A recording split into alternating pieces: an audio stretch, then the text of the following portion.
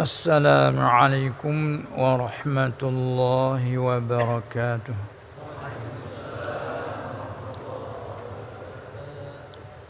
بسم الله الرحمن الرحيم. الحمد لله رب العالمين والعاقبة للمتقين ولا عدوان إلا على الظالمين والصلاة والسلام على أشرف الأنبياء والمرسلين سيدنا ومولانا محمد المبعوث رحمة للعالمين وعلى آله وأصحابه أجمعين والتابعين لهم بإحسان إلى يوم الدين. رب اشرح لي صدري ويسر لي أمري واحلل عقدة من لساني يفقه قولي. سبحانك لا علم لنا إلا ما علمتنا إنك أنت العليم الحكيم. ولا حول ولا قوة إلا بالله العلي العظيم.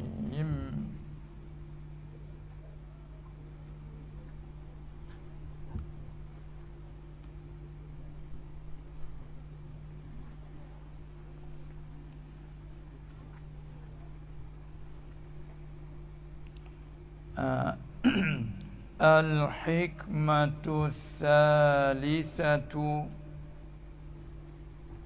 سوابق الهمم لا تخرق أسوار الأقدار. Berkata ia, yakni Asy-Syaikh Ahmad ibnu Athaillah As-Sakandari qaddasallahu sirrahu wa nafa'ana bi'ulumihi. Sawabiqul himami la takhriqu aswaral aqdari. Artinya, bermula segala himmah yang tajam, himmah yang tinggi, itu tiada boleh, tiada dapat mencarik dan menembus ia akan kota-kota bagi segala takdir. Apa segala takdir? Yakni segala penentuan yang telah menentu akannya, segala penentuan itu yang telah menentu oleh Tuhan Al-Haqqu Subhanahu wa ta'ala.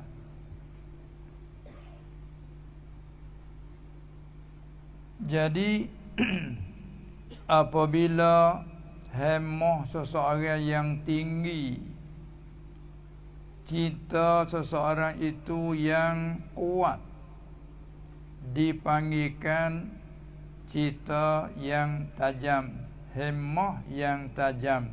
Mana ditasbihkan dengan suatu alat umpama besi yang tajam. Sebab besi yang tajam dapat memutuskan. Ghalib begitu bukan? Besi yang tajam dapat memutus. begitulah cita-cita yang kuat, cita-cita yang tinggi pada sekaan kita dapat menembus, mencari akan kota takdir. Walhaya sebenar tiada boleh mencari, tiada dapat mencari, tiada dapat menembus akan kota-kota bagi takdir, yakni akan takdir Allah yang dibandingkan seperti kota. Ini apa kita tengok dulu dari segi huraian.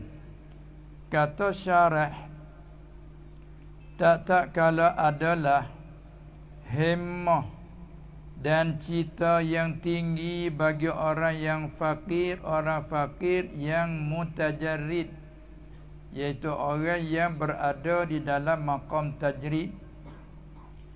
Cita dia yang tinggi itu biasanya tiada silap ia pada ghalib. Kan? Dia nak buat apa kebiasaannya Allah melakukan di sisi cita yang kuat. Itu makna kata tiada silap ia pada ghalib. Yakni dengan bahawa dapat ia akan segala barang yang dicitanya. Dengan bahawa dapat ia orang fakir yang mutajarrid itu akan segala barang yang dicitanya. Ghalib begitu. Apabila begitu, lalu rasa takut dan bimbang ia musannaf Syekh Ibnu Athaillah As-Sakandari qaddasallahu sirrahu, rasa takut dan bimbang akan bahawa tawahum dan sengka oleh seseorang bahawa sahemmah itu boleh dapat mencari dan mengubah ia akan qada dan takdir Allah. Takut sengka bahawa hemah yang tinggi dapat mengubahkan takdir Allah. Lalu maka mengangkat ia musannaf akan demikian itu sengkaan, mengangkat dengan katanya musannaf yakni Ibnu Atha, sawabiqul himami ila hingga akhir, yakni bahawa segala hemmah seorang dan citanya yang tinggi itu tiada boleh, tiada dapat. Kat sini tiada bisa telah. Jangan lupa lah bila sebut tiada boleh, sini guna tiada bisa dah. Tiada boleh, tiada dapat mengubah akan segala qada dan takdir. Apa segala qada dan takdir? Dan iaitulah segala penentuan yang telah menentu akannya oleh Allah Subhanahu wa ta'ala. Segala penentuan itu yang diserupanya, yang dibandingnya dengan segala kota bagi negeri. Seperti kota pada apa? Dipanggil wajah syabah. Dibanding dengan kota pada seginya kukuh dan teguhnya. Apa ya? Kota itu yang kukuh. Kota itu yang teguh. Begitulah takdir Allah Subhanahu wa ta'ala yang kukuh teguh, tak dapat diubah sama sekali bandingan seperti kota. Ini kembali kepada rukun iman yang ke-6, iaitu kita beriman dengan qada dan qadar, dengan makna semua perkara yang telah Allah menentukan, maka ia buat, ia melakukan apa atas muafakat yang ia telah menentukan. Tak boleh diubah sama sekali. Tapi oleh kerana Allah melakukan menjadi adat kebiasaan, bila seorang yang punya hemah yang tinggi, lalu ia bersungguh-sungguh dalam melakukan apa yang dicita, kebiasaan Allah melakukan di sisi kesungguhan itu, lalu takut disangka kata hemah kita boleh mengubahkan. Takut disangka kata cita kita yang tinggi itulah memberi bekaskan. Lalu musannaf menjagakan dengan kata hemah-hemah yang tinggi tak dapat menembus akan kota-kota yang kukuh. Supaya nak tolakkan sekaan itu tadi. Jadi kembali kepada akidah kita, rukun iman yang ke-6, Allah buat apa yang ia menentukan. Nah, dan bermula katanya al-himam, itu jamak daripada kata himmah. Dan makna himmah itu ialah uwan nafsillati tanfa'ilu anha al-asya'u biiznillahi ta'ala. Artinya segala kekuatan hati, segala kekuatan hati yang terbekas dan jadi daripada segala kekuatan hati itu terbekas dan terjadi oleh beberapa perkara. Itu takut suka kata kekuatan kita memberi bekas, sebagaimana pegangan orang Mu'tazilah, bukan? Pegangan orang Mu'tazilah, kudrat hamba boleh beri bekas. Yang kita ahli sunnah, yang lain daripada Allah tak boleh beri bekas sama sekali. Itu akidah kita.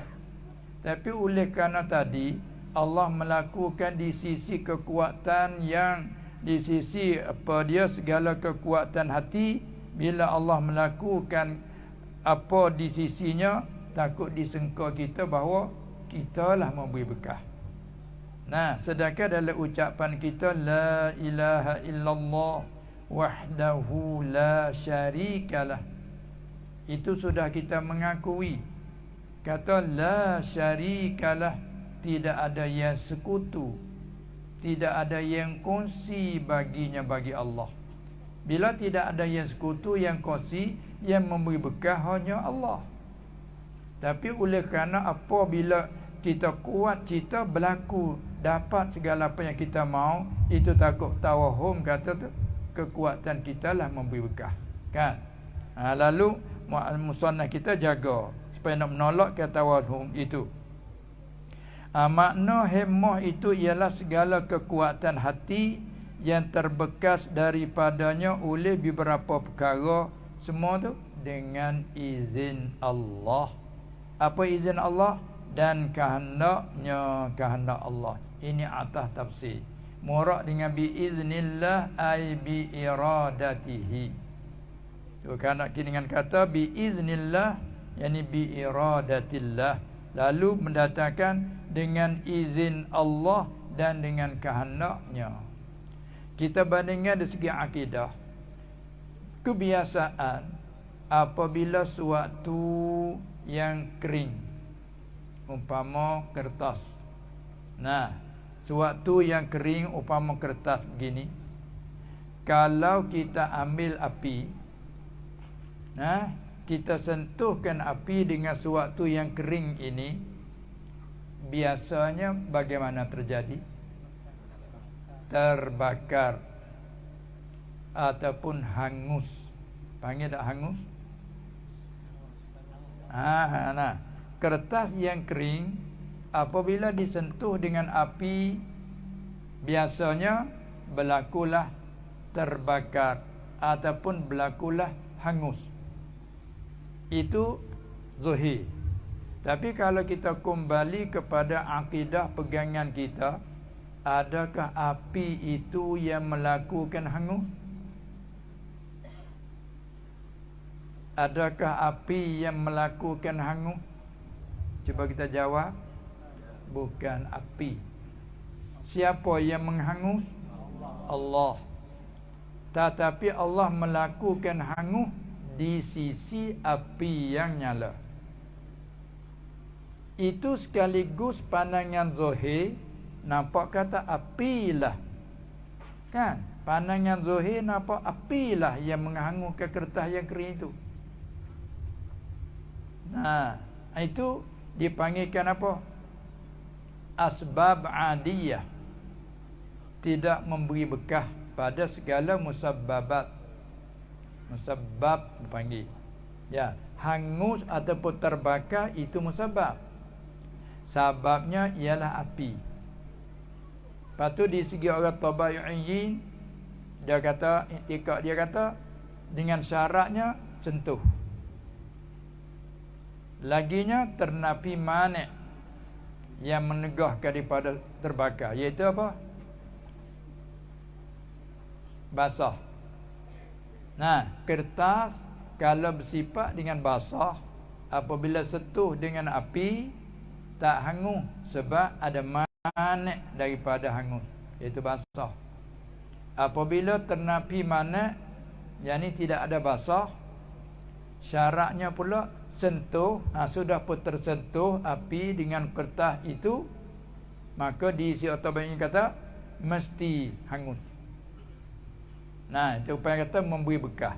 Adapun kita akidah Ahlussunnah wal Jamaah, bukan api yang menghangus, Allah yang menghangus, tapi di sisi api. Itu nampak bagi kita zahirnya api.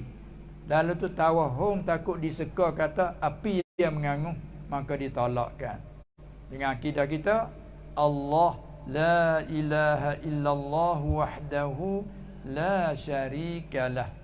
Ulama kata la syarikalah, isyarat kepada wahdaniyat pada af'an. Arti segala perbuatan yang berlaku itu Allah jua yang membuat.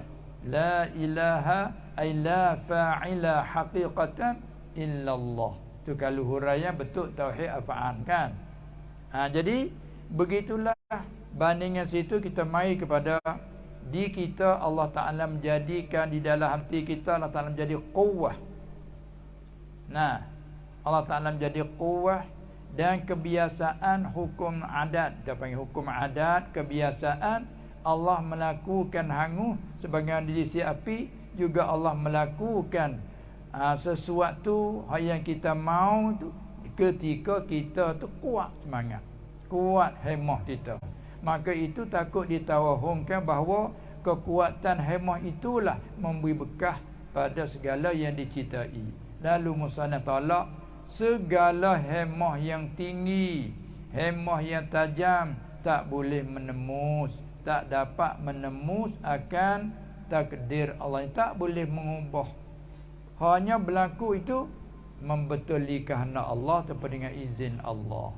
Itu kembali pada akidah rukun iman yang ke-6. Sudah itu jaga ibarat sikit, katanya maka bermula idafat. Ini panggilan dalam mengikut nahwu lah ni nah. Maka bermula idafat akal lafaz sawabiqu, idafat kepada al-himami, sawabiqul himami kan, sawabiqu mudhaf, al-himami mudhaf ilaih. Itu dalam kaedah nahwu. Idafat itu ialah daripada idafat sifat kepada mausufnya. Asalnya al-himamus sawabiqu. Nah, idafat sifat kepada mausuf. Asalnya perkataan as-sawabiqu jadi sifat pada perkataan al-himamu. Al-himamus sawabiqu. Kemudian dipalingkan. Nah, dijadikan sawabiq mudhaf, dijadikan himam itu mudhaf ilaih. Sekalipun lafaz dipaling, tapi dari segi makna ia masih maknanya segala hemah yang tajam. Itu isyarat seperti barang yang telah diisyarat kepadanya kepada kata idafat, daripada idafat sifat pada mausuf itu telah diisyarat kepadanya pada terjemahan. Tak terjemah. Kalau terjemah tu lafaz begini katanya, sawabiqul himami, bermula segala yang tajam-tajam bagi segala hemah. Gitu. Nah, tapi tak isyarat dalam terjemah tu segala hemah yang tajam. Itu isyarat kepada kata idafah kepada mausufnya. Dan ada pun idafah lafaz aswara kepada al-aqdari, la takhriqu aswaral aqdari. Itu maka iaitu idafah lafaz aswar kepada aqdar itu daripada idafah musyabbah bih kepada musyabbahnya. Itu panggilan tu ilmu bayan pula. Apa dia? Dan bermula asal pada tarkib kalamnya, kalam musannaf qaddasallahu sirrahu, asal tarkib al-himamus sawabiqu la takhriqul aqdara al-musyabbahata bil aswar. Itu asal tarkib ya. Artinya segala hemah yang tajam tiada boleh, tiada dapat mencari ia akan segala takdir Tuhan, segala takdir yang diserupanya dengan segala kota bagi negeri. Pada pihak kukuh. Nah, kalau kita panah, sini panggil panah tak? Ada tak panggil panah? Panah. Panah. Nah. Di sana panggil panah, sini panah. Dia lahjah. Nah, kalau sekiranya kita panah kepada kota yang begitu kuat, hukum adatnya tembus tak? Kota yang tebal, lagi kuat, teguh, kukuh, kalau kita panah dengan anak panah, tembus tak? Tak tembus itu yang kukuh. Demikianlah dibandingkan kota yang teguh itu, itulah dia takdir daripada Allah Subhanahu wa taala. Penentuan yang telah ditentukan oleh Allah dibandingkan macam kota yang kukuh. Kalau sekiranya panah tak tembus, nah, tak dapat menemusi, tak dapat mencarikan. Demikianlah hemah yang tinggi setara mana pun tak boleh nak mengatasi, nak mengubahkan penentuan yang telah ditentukan oleh Allah. Itu dalam pegangan kita baik. Apabila begitu dan bermula ini hikmah. Hikmah yang ketiga ini ialah menempati illat bagi barang yang bagi hikmah yang telah dulu, yakni hikmah yang kedua. Dan juga illat bagi barang hikmah yang kemudian lagi akan datang hikmah yang keempat. Jadi ibaratnya maka seolah-olahnya musannif qaddasallahu sirrahu berkata ia, seolah-olah ia kata begini, bermula kehendak dan mahu hati engkau wahai murid, kehendak mahu akan menyalahi kehendak Tuhan engkau subhanahu wa ta'ala, ataupun kehendak akan menyalahi pilihannya Tuhan kau itu, tiada dapat ia akan suatu faedah dan satu manfaat jua pun. Tak dapat satu faedah, tak dapat satu manfaat jua pun.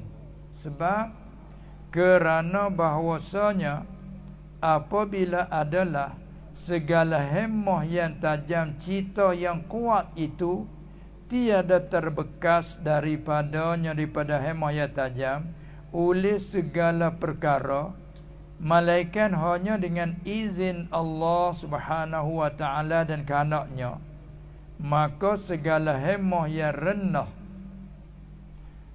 ataupun hemah yang sini apa dah bercakap tak?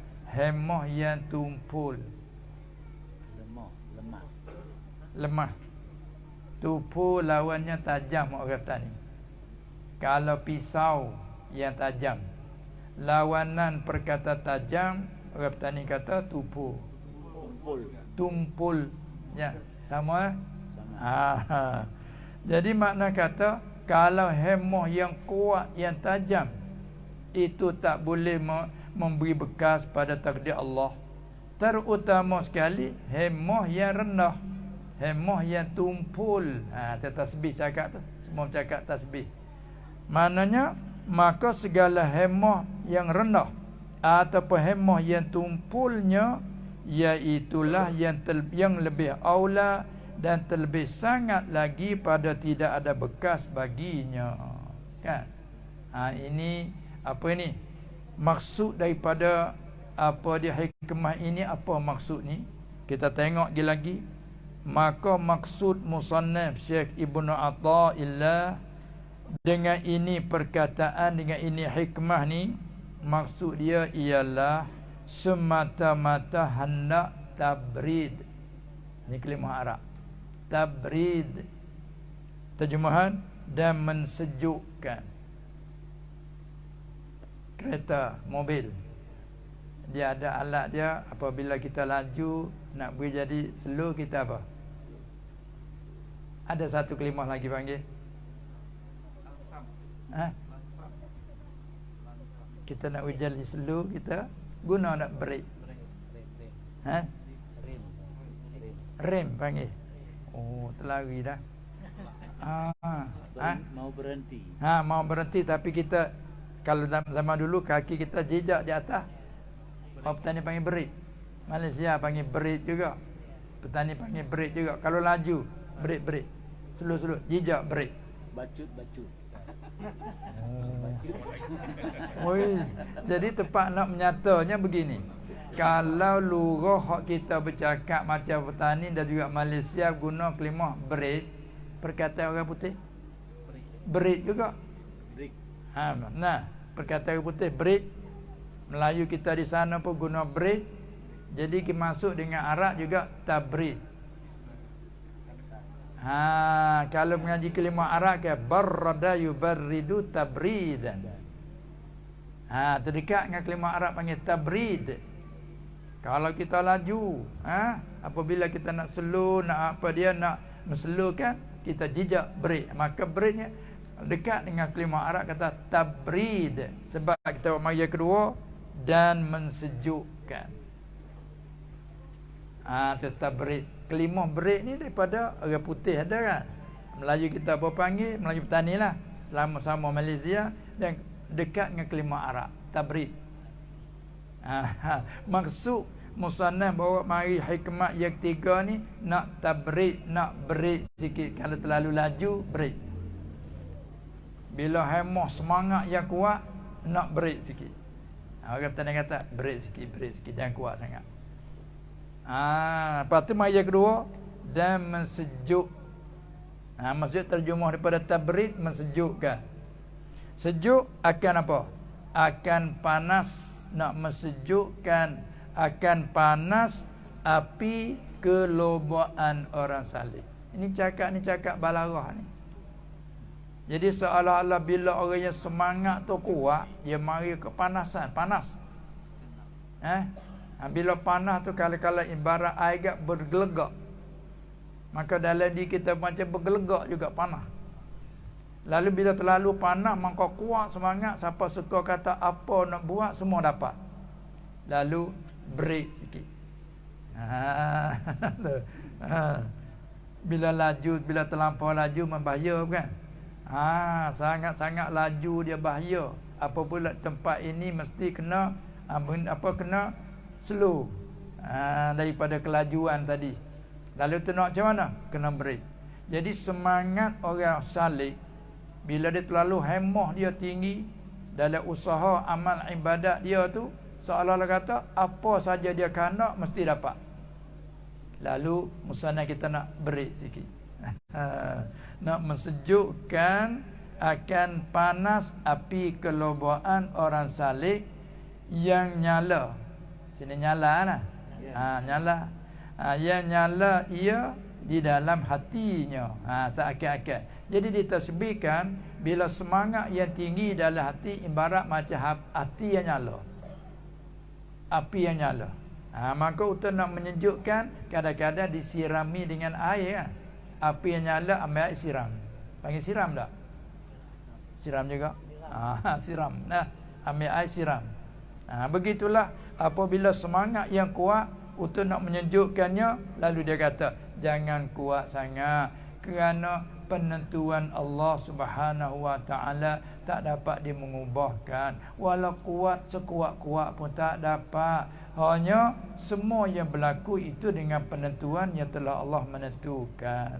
Kalau kuat tak mana pun tak dapat. slow pun sampai sepatutlah. Tu kata ni kata gitu.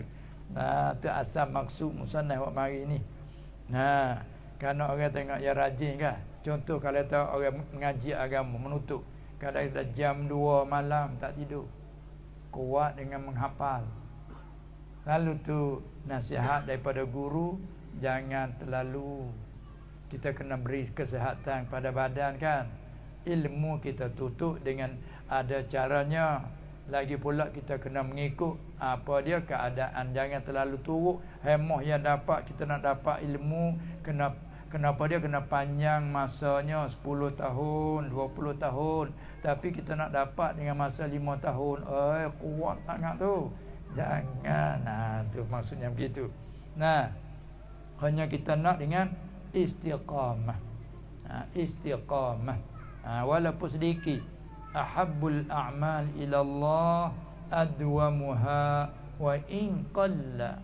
Itu yang lebih payah, lebih susah daripada membanyak amal. Tak payah tapi dengan sekaligus boleh, tapi dengan cara berpanjangan takut tak jadi berpanjangan. Penting ialah berpanjangan. Jadi kata istiqamah.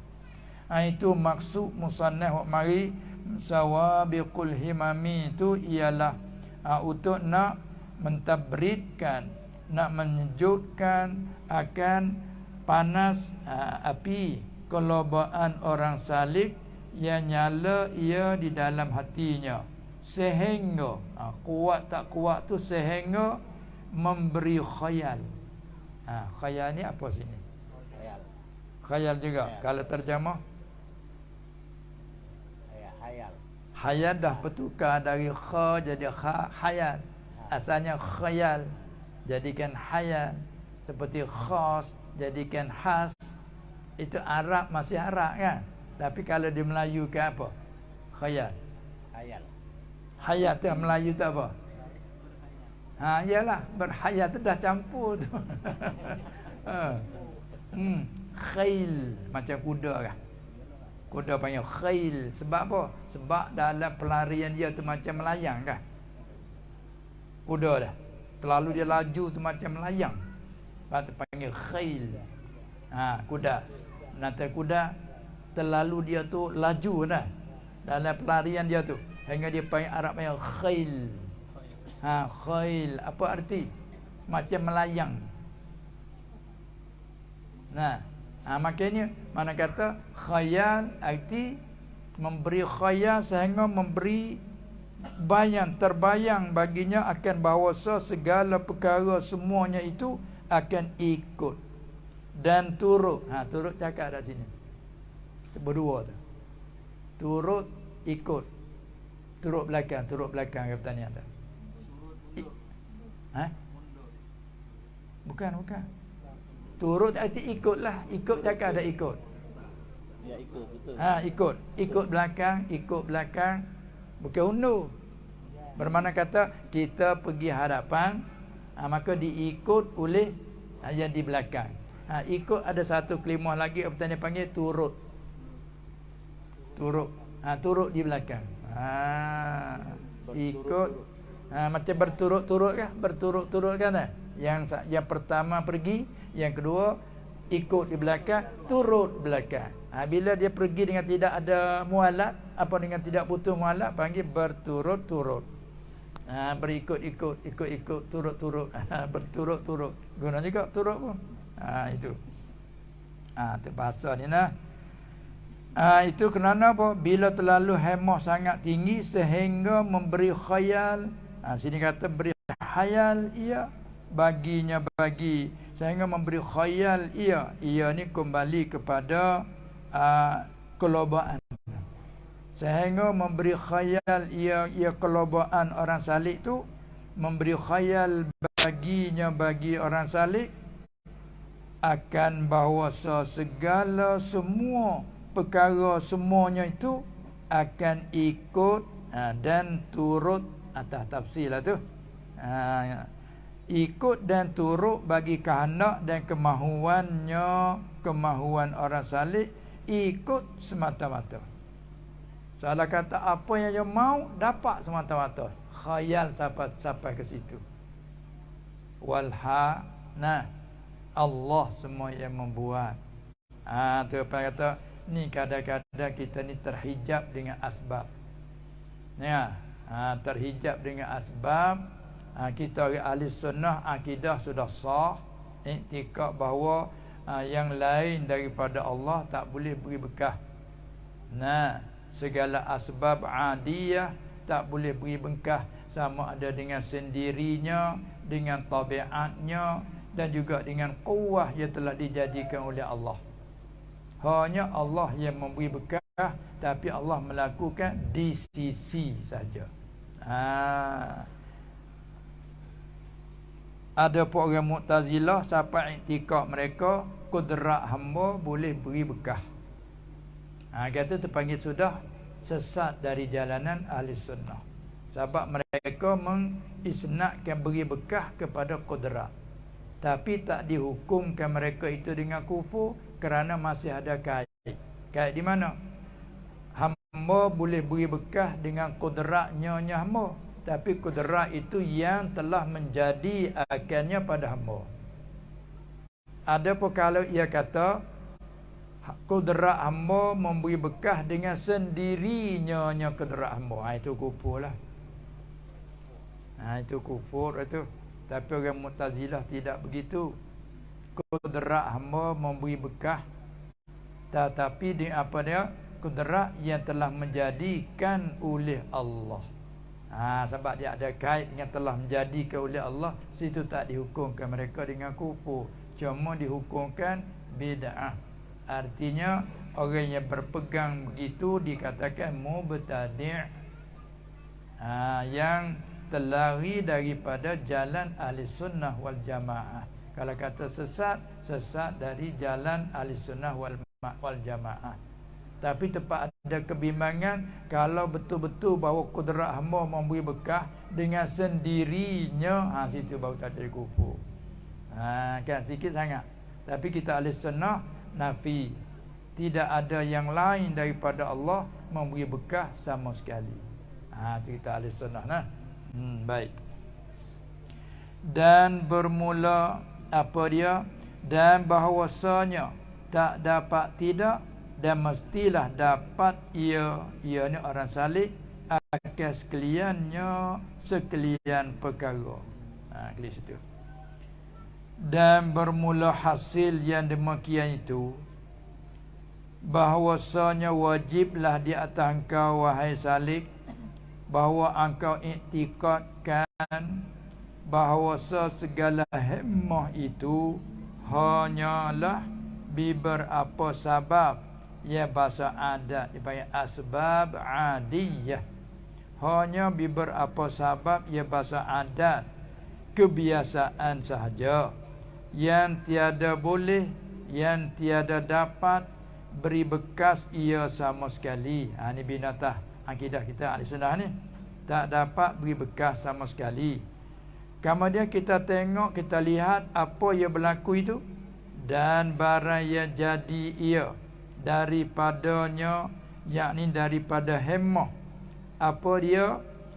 Seperti segala mukjizat dan karamat dan lain-lainnya itu, barang yang jadi ia daripada himmah, seperti karamat, mukjizat orang nabi-nabi alaihi wassalatu wassalam, dan lain-lainnya. Apa lagi lain-lain? Seperti segala ma'unat. Orang yang soleh, Allah Ta'ala melakukan di sisinya perkara yang luar biasa, tapi dia tak sampai pada mentabak wilayah khasah, tak sampai pada mentabak orang wali-wali Allah. Itu panggil ma'unah. Itu maksudnya kata dan lain-lain. Barang yang jadi ia daripada himmah itu, hanyalah ia dengan semata-mata qada Allah dan qadarnya jua. Tengok tungkat Nabi Musa AS, ketika Allah perintah kepada Musa supaya pukul akan air laut kan. Bila pukul air laut sudah terbelah sampai 12 jalan. Adakah tungkat itu yang memberi bekah? Tidak kan? Akidah kita hanya Allah yang melakukan terbelah air itu di sisi ni ketika Musa itu pukul. Tu zahir dengan pukulan tukar. Berlaku terbelah itu bukan tukar yang membelah kan. Tu maklum dalam akidah kita kan. Begitulah kita makan. Apabila kita makan beberapa suap makanan, Allah melakukan di sisi kita kenyang. Bukanlah makanan yang mengenyangkan. Maklum Allah yang mengenyang. Yang ni Allah yang melakukan kenyang di sisi makanan. Dan kiaskanlah. Apabila kita sakit, lalu kita makan ubat umpamanya, Allah melakukan sembuh di sisi ubat. Sekaligus nampak kata ubatlah yang menyembuhkan. Itu sebagai asbab adiyah saja. I'tikad kita begitu. Demikianlah segala hemah yang tajam, amalan yang kuat, tiba-tiba apa yang kita mau dapat. Kita aman satu amalan, murah rezeki. Tiba-tiba jadi murah sungguh rezeki. Jadi kemudahan Allah Ta'ala bagi. Yang sebab kita amal itu, amal ini berlaku kemudahan. Sekaligus kita tawahum kata amalan inilah memudahkan kita ke rezeki. Sekaligus. Lalu takut khayal begitu, maka musannaf kata segala penentuan Allah tak boleh diubahkan, walaupun hemah yang kuat sekuat-kuatnya sekalipun. Itu maksudnya. Lalu tu kata dia, bermula hasil yang demikian itu bahawasa wajiblah di atas engkau hai Salik, bahawa engkau iktikadkan bahawasa segala hemah itu hanyalah beberapa sebab, ia bahasa adat kebiasaan sahaja, yang tiada boleh, yang tiada dapat beri bekas ia sama sekali. Lepas tu apa yang berlaku? Dan barang yang jadi ia barang daripada hemah. Apa barang? Seperti segala mukjizat dan karamat dan lain-lainnya, itu barang yang jadi daripadanya itu hanyalah ia barang yang jadi itu dengan semata-mata qada Allah dan qadarnya jua. Kembali pada rukun iman yang ke-6. Maka jadi ia itu barang daripada apa? Mukjizat karamat tu hanya pada sisinya sahaja. Bukanlah ia jadi dengannya. Yakni jadi barang suatu daripada segala mukjizat dan karamat dan lain-lainnya tu ma'unah, iaitu dengan semata-mata menjadi akan dia oleh Allah pada sisi segala hemah itu, dan bukanlah jadi ia segala perkara tadi dengan memberi bekah oleh demikian itu hemah. Itu maksud dia nak jaga situlah. Wallahu a'lam. Dan apabila begitu, maka kehendak engkau akan menyalahi bagi kehendak Tuhan kau itu tiada memberi ia akan manfaat, dan tiada boleh, tiada dapat memberi bekas baginya pada hakikat yang sebenar itu begitu.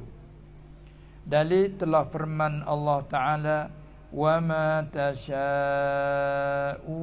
illa an yasha Allahu rabbul alamin. Akhir surah At-Takwir kan, iza syamsu kuwirat. Di akhir itu Allah kata wa ma tasha'una illa an yasha Allah rabbul alamin. Artinya, dan tidaklah kamu kehendak akan suatu perkara malaikat bahawa kehendak oleh Allah ialah Tuhan sekalian alam, yakni Tuhan yang menjadi dan yang memiliki dan yang mengaturkan semuanya. Ini ditafsirkan makna Rabb. Satu tafsir dengan mana Tuhan yang menjadi, arti Rabb dengan mana Khalik, dan yang memiliki mana Rabb dengan mana Malik, dan yang mengatur Rabb dengan mana Mudabbir. Dan Murabbi banyak artinya. Hubungkan dengan ini ayat, telah berkata Al-Imam Al-Fakhrur Razi rahimahullahu ta'ala pada tafsirnya akan ini ayat, maka semua perbuatan segala hamba pada dua pihak subut dan nafi.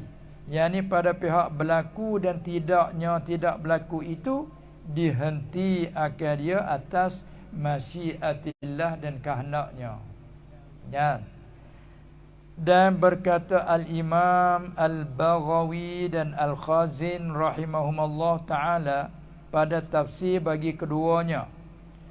Dia kata begini, dan padanya, yakni pada ini firman, wa ma tasyauna ila akhirih, ada pada ini firman memberitahukan bahawa seseorang itu tiada beramal ia akan suatu amal kebaikan malaikat hanyalah dengan semata-mata taufik daripada Allah, bukan semata kita.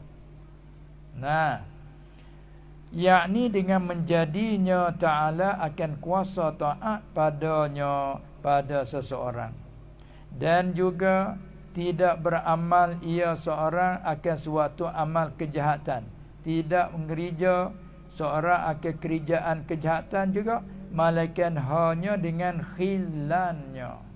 Apa khizlan? Ini lugah petani sini. Yakni helaknya. Ini lugah petani ni. Khizlan kalau sini Main-main. membiarkan. Membiarkan. Nah, maknanya tidak beramal, tidak mengerja akan suatu amal kerjaan kejahatan malaikat hanya dengan khizlannya, yakni halak tu lugah tani, dengan makna malaikat hanya dengan membiarnya. Maksudnya dengan bahawa tiada menjadinya Allah akan kuasa taat padanya. Itu kembali kepada makna la haula wala quwwata illa billahil aliyyil azim. Kembali pada makna tu. Kita selalu ucap kan, la haula wala quwwata illa billah. Jadi kalau arti apa dia la haula? Tiada daya. Wala quwwata, tiada upaya. Apa makna tiada daya? Daya tak apa?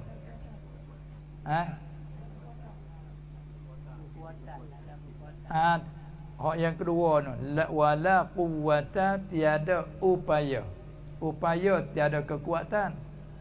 Adapun tiada daya, daya terjemah daripada haul. Haul ni asalnya paling. Yang kita begini, nak paling ke kanan, nak paling ke kiri, panggil kata tidak boleh berpaling. Tidak ada paling, berpaling. Sama ada berpaling nak buat kebaikan ataupun berpaling kepada nak tinggal, berpaling dari kejahatan, tak ada boleh berpaling malaikat dengan Allah. Tidak ada cara. Cara nak memalingkan dari kejahatan tidak ada. Malaikat dengan Allah yang memalingkan. Itu hakikat. Juga wala quwwata, tidak ada upaya. Yani tidak ada kekuatan klik ke arah balik. Tidak ada upaya, tidak ada kekuatan. Kekuatan pada apa? Pada kita nak beramal ke amal kebajikan. Tidak ada kekuatan. Malaikat dengan Allah. Jadi semuanya kita tidak ada apa-apa, macam ni kata. Tu. Bila klik pada hakikat, kita tidak ada apa-apa. Sama ada kita nak paling tinggal kejahatan, tidak ada bagi kita sama sekali. Ataupun kita nak mau apa dia mengerjakan taat pun tidak ada. Illa billah. Hatu mana kata bila pandang hakiki kak, tak ada apalah kita. Itulah macam wayang dengan dalang. Tak boleh nak bergerak sendiri. Kulit berulang wayang dah. Tak boleh nak bergerak sendiri. Malaikat hanya dengan menggerak oleh dalangnya. Maka zuhirlah bergerak. Sebab itulah dalam hadis kursi Allah Ta'ala kata, hadis kursi panggil. Hikayat firman Allah, maknanya iza ahbabtuhu, apabila aku kasih akan seorang hamba, kuntu sam'ahu, akulah pendengarnya. Dengan ni cakap hakikat. Apabila aku kasih akan seorang hamba-Ku, dengan sebab dia tu melakukan amal taat kepada aku, dan tambahan lagi pula amal-amalan yang sunat, serta hati ikhlas bersih semata-mata kerana aku, apabila aku kasih seorang hamba-Ku, kuntu adalah aku tu Allah. Akulah sam'ahu, pendengar hamba-Ku. Pendengar hamba-Ku akulah. Nah, yasma'uhu, akulah pendengarnya, ia mendengarkan. Wa basarahu, akulah pelihatnya, yang boleh ia melihatkan sesuatu. Akulah. Dan akulah tangannya, yang boleh ia mencapai ke sesuatu. Akulah tangannya. Dan akulah kakinya, yang dapat melangkah ke sana sini. Kakinya ialah aku. Ini hadis kursi. Ini kalau kita tak faham dari segi balaghah, ini sekaligus keliru ni. Tapi kalau bercakap dalam bentuk hakikat, untuk dalam pengajian, ingat tahu kita nak bercakap perkara yang sebagai macam ini hanya boleh kita guna ketika di majlis ta'lim wa ta'allum, majlis tempat pengajian, kerana untuk nak hurai supaya dia faham. Bagi yang tak faham, tanya, boleh dihurai. Ada pun untuk nak bercakap selalu seperti biasa, tak boleh, haram. Nah, kerana ini perkataan yang mengeliru. Lepas tu kita pergi kepada maksud. Apa maksud kata bila seorang hamba yang aku kasih, pendengar dia ialah aku, maka panjanglah di antara ulama memberi syarahan hadis tu. Kita ambil satu yang paling senang untuk kita memahami. Akulah pendengarnya, akulah yang menjagakan pendengarnya. Pelihat dia tu adalah aku yang menjagakan pelihatnya. Arti bila seseorang yang Allah Ta'ala jaga, pendengarnya Allah jaga, Allah pelihara, pelihatnya Allah pelihara, kakinya Allah pelihara, tangannya Allah pelihara, maka tidak apa yang ia melangkah, semua tu kebaikan dan keridaan Allah. Tangan menghala, memberi juga mengambil, akulah. Arti aku pelihara semuanya. Ambil dia pun kebaikan, menghala beri pun kebaikan. Sebab tangan dia aku yang menjaga. Tu murah, tu yang mudah kita memahami. Pendengar dia, akulah pendengarnya. Arti dia tidak dengar malaikat barang yang aku redai. Seolah-olah pendengar dia ialah aku. Tu hadis kursi dia cakap. Ni bila mengaji ilmu hakikat, yang mari kita ada dia macam tu.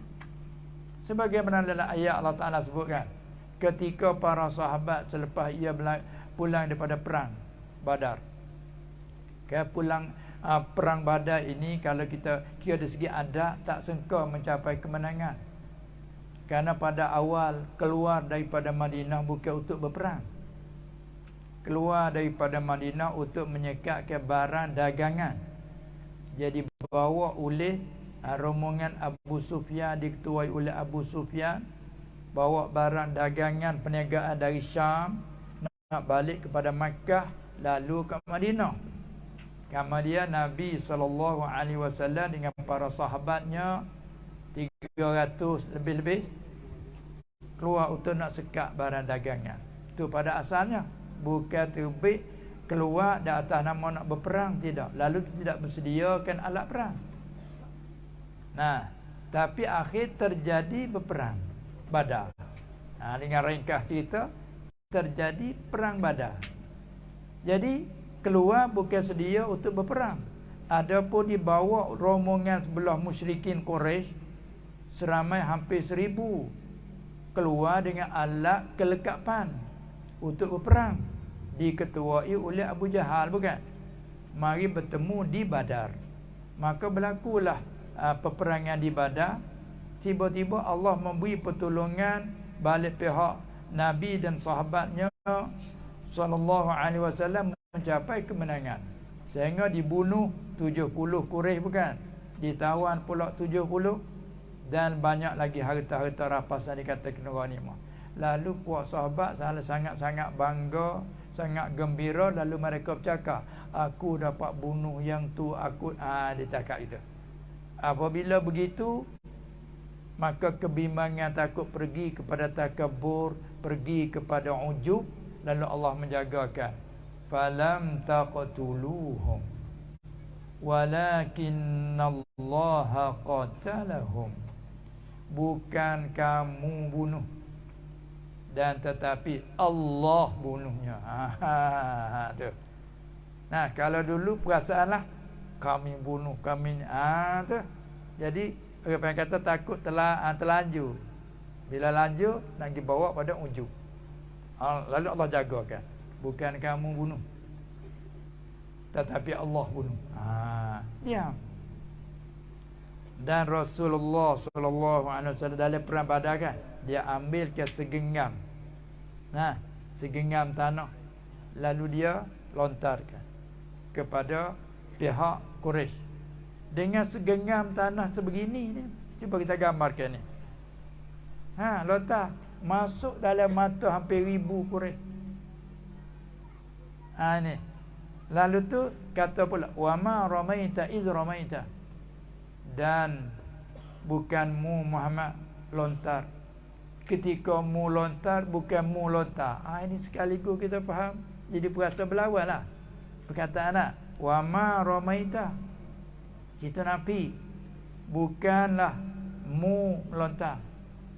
Iz ramaita, ketika mu lontar, bukan mu lontar. Walakinnallaha rama, dan tetapi Allah lah lontar. Yang ni pada hakikat mu hanya usaha saja. Ambil usaha betul mana? Betul Allah isnadkan.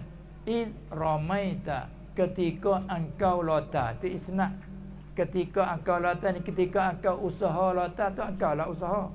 Tapi hakikat dia boleh menggerakkan lontar, boleh memasukkan debu ke dalam mata Quraisy. Siapa? Allah. Lalu Allah nafikan, bukan mu lontar. Yang ni pada hakikat bukan mu. Ketika mu lontar, ketika mu usaha lontar tu hakikat bukan mu. Begitu juga ketika mu usaha bunuh, mu usaha saja, hakikat bukan mu yang membunuh. Ini mana tidak ada daya upaya mereka dengan Allah. Itu ayat mengajarkan. Sama juga hadis tadi, apabila seorang hamba itu kekasih aku, pendengar dia akulah, melihat dia akulah, kaki tangan dia akulah.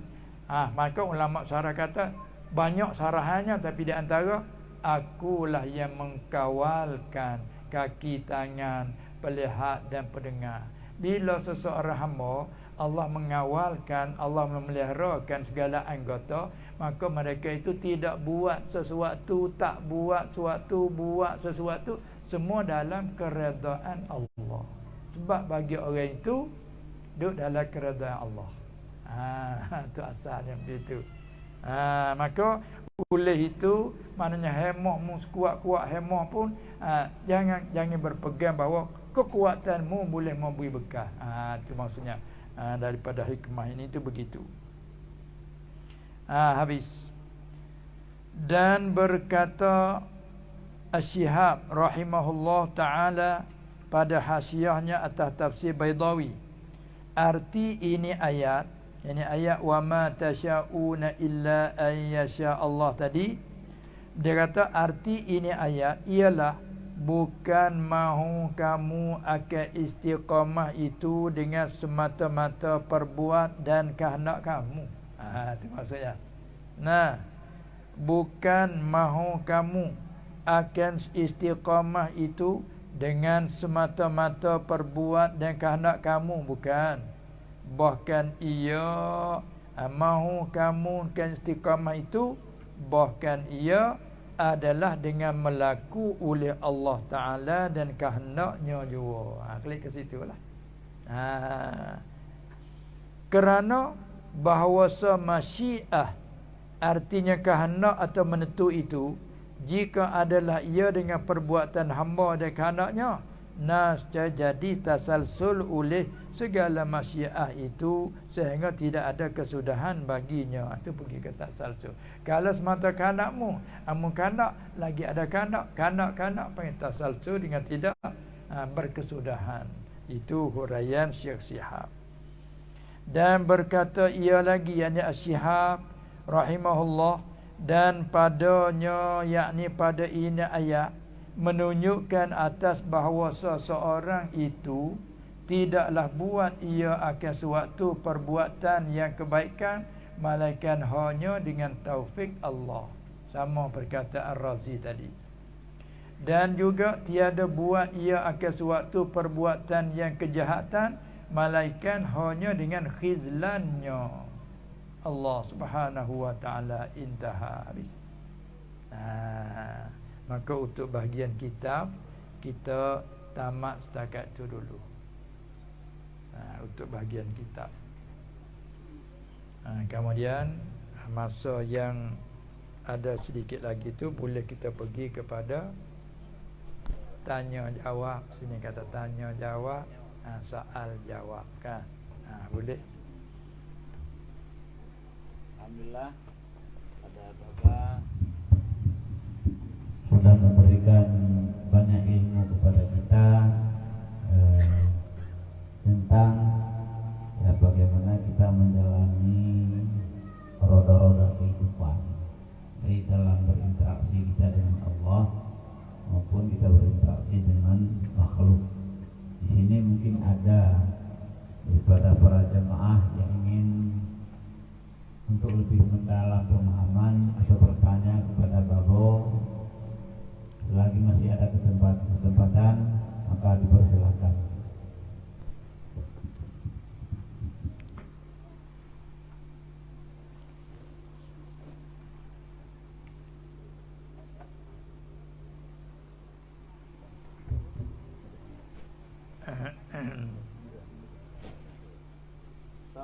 Siapa? Silakan.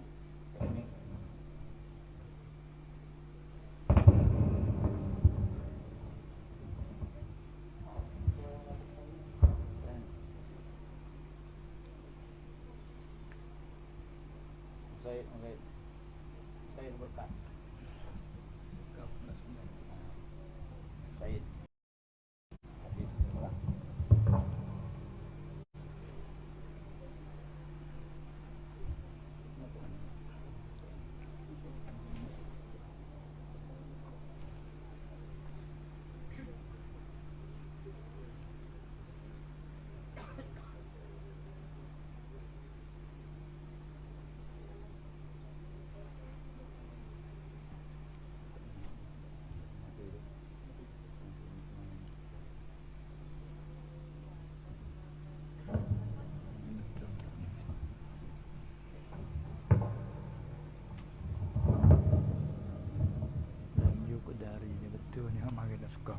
Silap.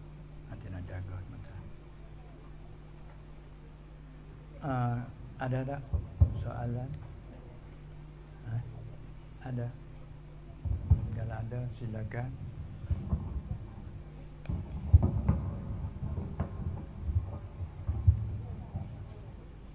Assalamualaikum warahmatullahi wabarakatuh. Waalaikumsalam. Yang kami hormati pada Bapak yang telah disampaikan dengan para beliau, juga kepada Walid, yang ya. Jadi yang pertama ucapan terima kasih kepada Bapak yang sudah memberikan ilmu kepada kita semua, sehingga akidah Ahlus Sunnah wal Jamaah ini bisa kita pahami secara utuh. Dan juga terima kasih kepada Walid yang sudah mensiarkan acara ini, sehingga kita semua di sini bisa berhadir dan bisa memahami apa itu tasawuf dalam perspektif akidah. Jadi terima kasih sekali lagi kepada Bapak. Dan pertanyaannya adalah, saya Pak Haji, dan pertanyaannya, Bapak,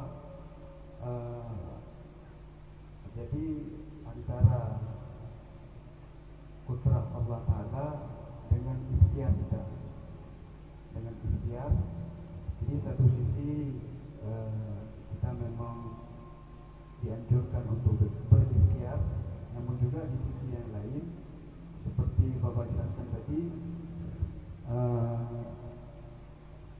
ikhtiar itu cuman sebab, cuman yang memberikan semuanya itu adalah Allah Ta'ala.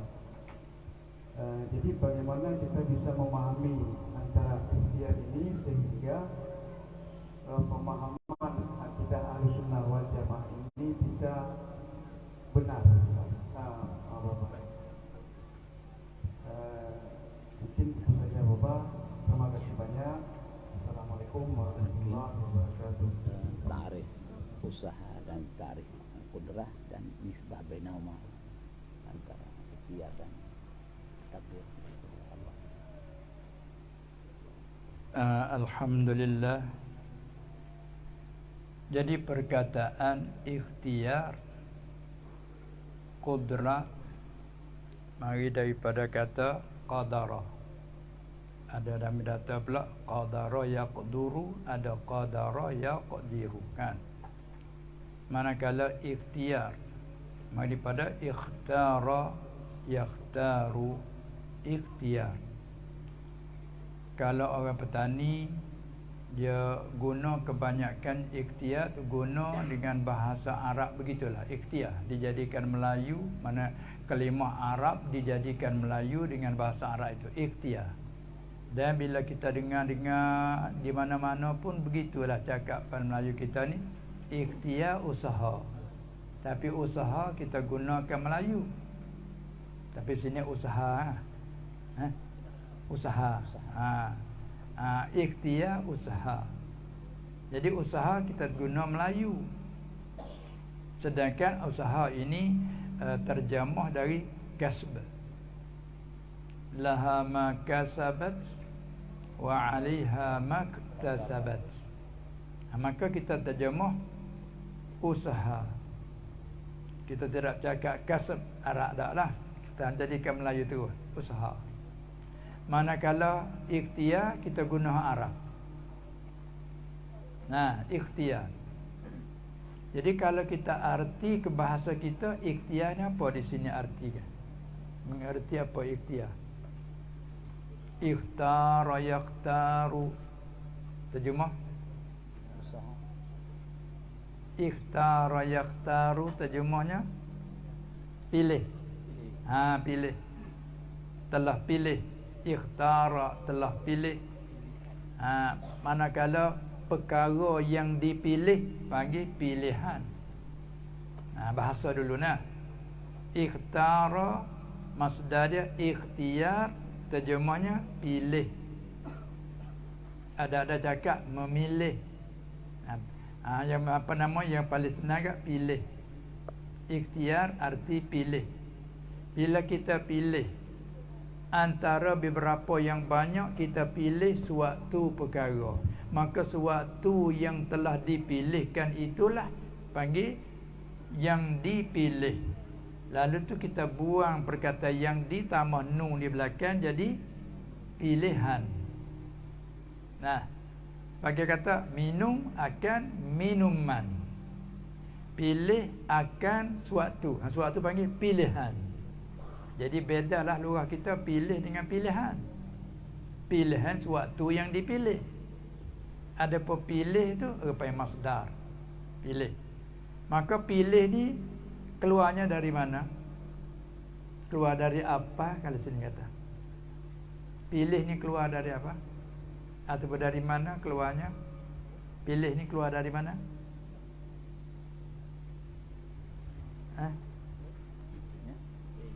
Nak tahu kata pilih ni datangnya dari mana? Dari Allah. Oh tu hakikat. Di isi kita, di isi kita. Dari hati. Dari hati. Dari hati. Maka nafsu tu pun ia juga. Maka hati tu juga qalbun dengan makna nafsu. Tu banyak pula tu. Kadang-kadang roh, qalb, apa nama nafs, satu makna, satu makna yang muradih pada setengah-setengah pengertian. Baik. Kalau gitu biasanya tahulah kita bahawa pilih ini mari daripada hati. Keluarnya daripada hati. Di mana betul panggil pilihan hati kan? Pilih. Maka kita manusia pilih itu ialah mari daripada hati, keluar daripada hati. Adapun usaha itu umum. Usaha itu umum. Biasanya berlaku usaha ni dari berlaku usaha di mana? Anggota tangan. Nah, tengok. Kita nak capai kan? Tak dengan tangan, mengholorkan. Nah, holor untuk mencapai, untuk mengambil. Itu panggil usaha. Kemudian usaha saat ni, dia nak panggil usaha berserta dengan hati kita ada mau. Itu kita panggil ikhtiar. Kita contohnya seperti begini. Kadang-kadang kita nak beza di antara perbuatan yang disifat dengan ikhtiari dan ada pula perbuatan yang disifatkan dengan iddirari. Apa bezanya? Beza seperti gerak kita. Gerak yang serta dengan hati mau. Apa kita pilih ikhtiar tadi. Hati mau ambil sesuatu, tangan holor. Maka ini panggil usaha tu. Nah, holor tangan serta dengan hatinya mau. Maka usaha itu dipanggil, perbuatan itu dipanggil ikhtiari. Kerana holor tangan kita nak mencapai kerana mari daripada hati yang mau. Adapun gerak kita dengan hati tak mau, seperti panggil apa? Getar. Sini panggil apa? Panggil apa? Getar. Ngago getar, getar. Umpama kita terlalu sejuk ataupun kita takut akan sesuatu, lahirlah getar. Kan? Maka getar ini tak akan panggil gerak, bergerak kan? Hati mau tak nak bergerak itu? Tak mau. Ini panggil perbuatan iddirari. Kerana hati tak mau. Getar. Hati tak mau tapi berlaku getar juga. Yang panggil perbuatan iddirari. Maka panggil usaha tak yang tu? Tak panggil ya? Tak panggil usaha. Sebab hati tak mau. Hati tak kehendak, tapi berlaku juga orang kata terkerasi dari Allah semata-mata. Maka yang tu perbuatan iddirari, tak ada khilaf di antara ahli sunnah wal jamaah dan mu'tazilah. Semua tu bersetuju sekata bahawa perbuatan itu hanya Allah, dari Allah. Kudrat hamba tidak memberi bekas, sama dengan ahli sunnah. Hak yang jadi khilafnya bila sengaja kita hala nak ambil sesuatu, umpama mencuri, kita katakan curi. Tak ke sengaja ambil? Sengaja kan? Sengaja tu, maka itu panggil perbuatan ikhtiari. Perbuatan, sebab apa? Sebab sengaja hati. Maka usaha tu disertai dengan mau hati, panggil ikhtiari. Itu yang dikhilafnya antara Mu'tazilah dengan Ahli Sunnah. Mu'tazilah kata ini usaha ni dibasar kepada hamba serta kudrat hamba lah yang memberi bekahnya. Sebab tu salah tak hamba tu. Kalaulah kata dia, kalaulah ke mananya apa dia hamba tidak memberi bekah, bagaimana dia ambil salah atas hamba? Jadi zalim pula Allah tu. Dah Allah kehendak, Allah melakukan. Allah melakukan seorang itu curi, tiba-tiba dijanjikan seksa atas si pencuri, serta pula menyeksakan yang curi. Dia kata kalau begitu zalim Allah. Sedangkan Allah maha suci daripada segala sifat kekurangan. Setengah pada kekurangan itu zalim.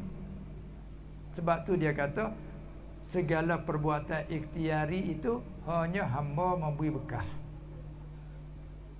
Allah menjadikan kudrat pada hamba, kudrat hamba lah memberi bekah. Sebab itulah kalau hamba melakukan perkara maksiat, sebab tu diseksa akan hamba. Sebab dia nak lari daripada dibahasakan Allah itu zalim, kerana Allah maha suci. Adapun ahli sunnah wal jamaah, semua perbuatan ialah Allah yang memberi bekah. Sama ada perbuatan yang disertai dengan ikhtiar, dengan mau hati, panggil perbuatan ikhtiari ataupun perbuatan yang tidak disertai dengan kehendak hamba, panggil ittirari. Ahli sunnah kata apa dia? Allah yang membekas saja. Kemudian kudrat yang ada pada kita, makhluk Allah.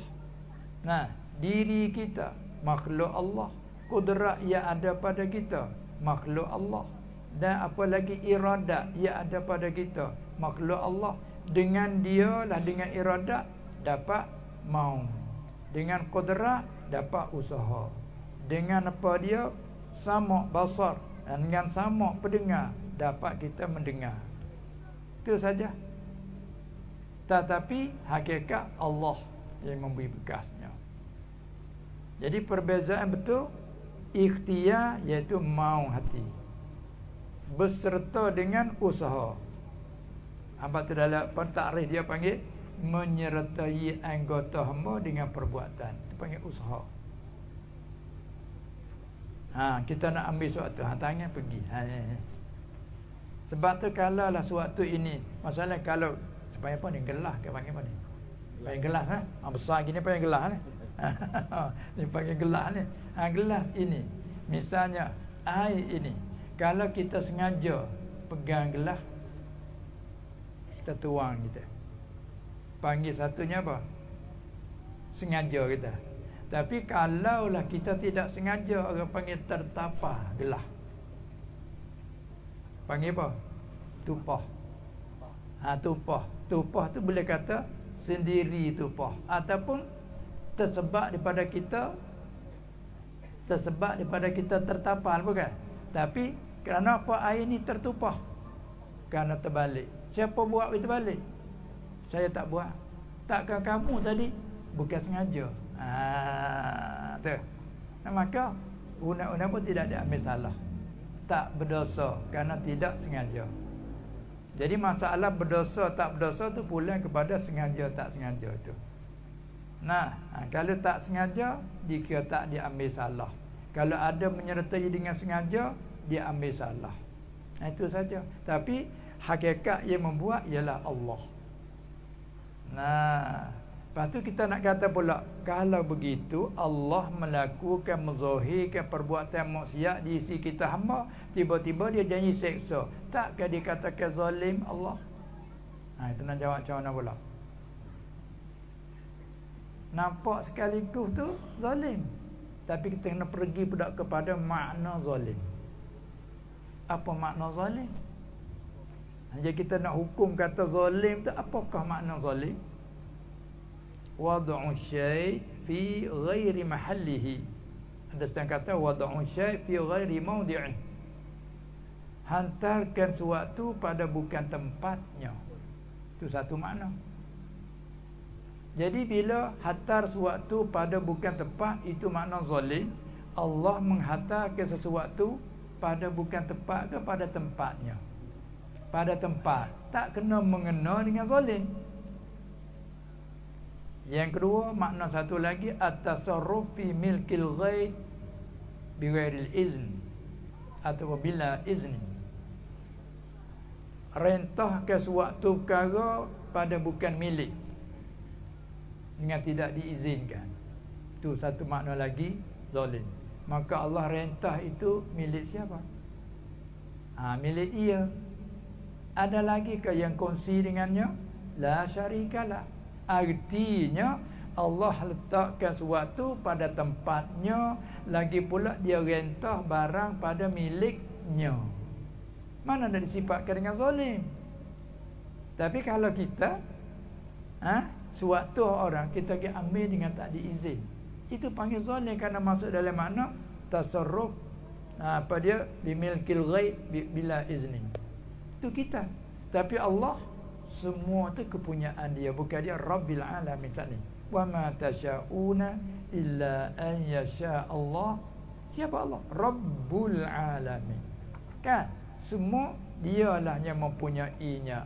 Semua alam kepunyaan dia. Ikut dia ajalah. Yang ini nak buat begini, yang tu nak buat begitu, ikut dia. Dia dak rentah barang kepunyaan dia. Tak kena mengenal dengan zalim. Sebab tu Allah Ta'ala kata wala yazlimu rabbuka ahada, dan tidaklah menzalimi oleh Tuhanmu Muhammad ahadan, akan seseorang pun. Nakirah halaman nafi kan.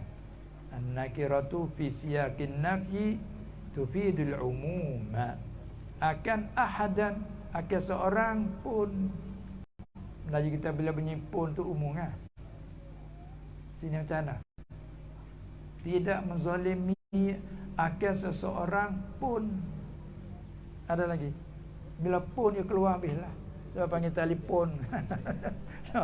Telefon pun dia tu baik habis. Kan? Tu. Bila senjata dah. Pakai punya pun, apa je pun keluar habis. Tidak ada. Tidak menzalimi oleh Tuhanmu Muhammad akan seorang pun. Artinya sifat zulm itu nisbah Allah daripada naqais ataupun mimma la yaliqu bihi ta'ala. Jadi yang Mu'tazilah dia takut pada kata Allah tu zalim, menyebabkan itulah dia kata Allah tidak kehendak barang maksiat. Karena kalau kehendak akan maksiat ialah maksiat pula. Bila Allah kehendak melaku maksiat, kemudian dia melakukan maksiat, tiba-tiba ia menyeksa, itu zalim kata dia. Salah lupa makna zalim tadi. Ada pun ahli sunnah, Allah merintah barang milik dia. Tak ada siapa yang kongsi padanya. Lalu itu tak dikenal mengenal dengan zalim. Pada dia buat juga la yusalu amma yaf'alu wa hum yusalun. Kemoncoknya situ. Tidak dikritik lagi daripada perbuatan Allah. Seolah kata kalau kata kata ikut aku hak aku. Baik. Aku nak buat apa saja, aku nak tinggalkan, nak buat macam mana, ikut aku, hak aku. Jadi dengan pendek kata begitulah, ikut aku, hak aku. Tapi Mu'tazilah dia guna akal tu semata-mata. Itulah mana katanya Allah rentah barang pada miliknya, maka tak disifatkan dengan zalim. Sebab tu juga banyak ayat-ayat seperti itu. Fal yawma la tuzlamu nafsun syai'an wa la tujzauna illa ma kuntum ta'malun. Sebab tu Allah melakukan azab seseorang dan dengan adil daripadanya. Dia ampun itu dengan rahmat darinya. Itu akidah kita di situ. Kemudian apa lagi? Sama. Boleh.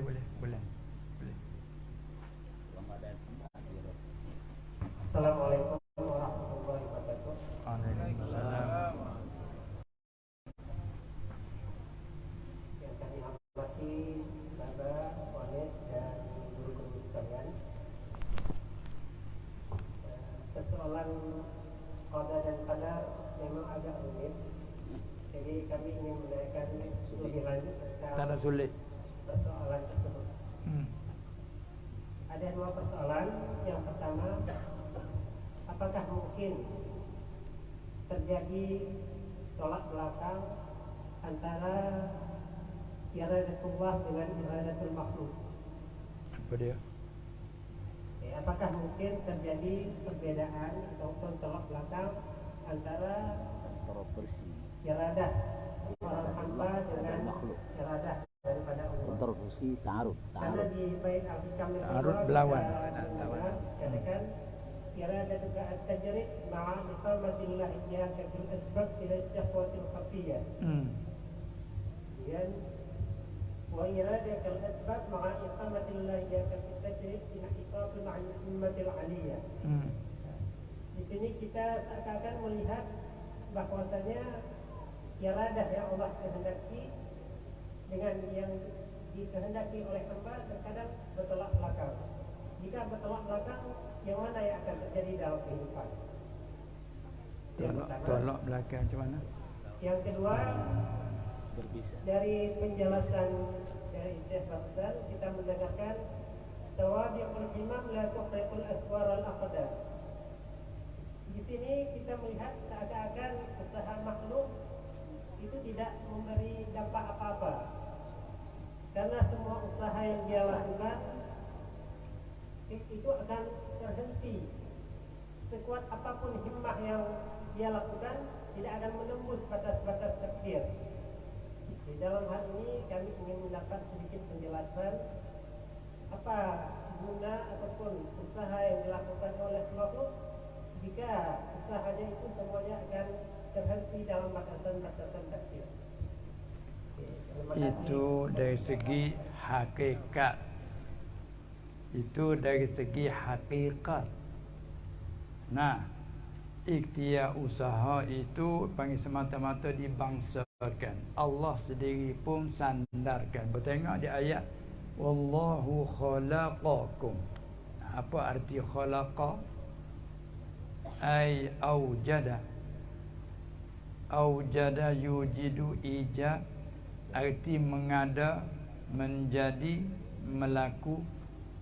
Ditafsir lagi ijad ya ibrazul mungkin minal adami ilal wujud, menzahirkan perkara mungkin dari tiada kepada ada. Itu khalaqa. Kemudian diisnadkan wa ma ta'malun, barang amalan yang kamu lakukan, yang kamu kerjakan. Itu panggil isnad majaz. Ini isnad kepada sabab. Maka sabab dengan musabab dia sah menyalahi. Allah sandarkan sabab, sabab kita usaha. Sebab usaha di kita ni lah sandarkan kita yang mengerja. Yang ni kerja dengan mana usaha tadi lah. Kemudian kerja dengan mana usaha, usaha tak boleh memberi bekah. Usaha kita tak boleh nafikan, sebab Allah sendiri itu mensandarkan wa ma ta'malun, dan barang amalan ta'malun yang kamu kerjakan ataupun yang kerja oleh kamu. Jadi isnad kerja kepada kamu yang panggil isnad sabab.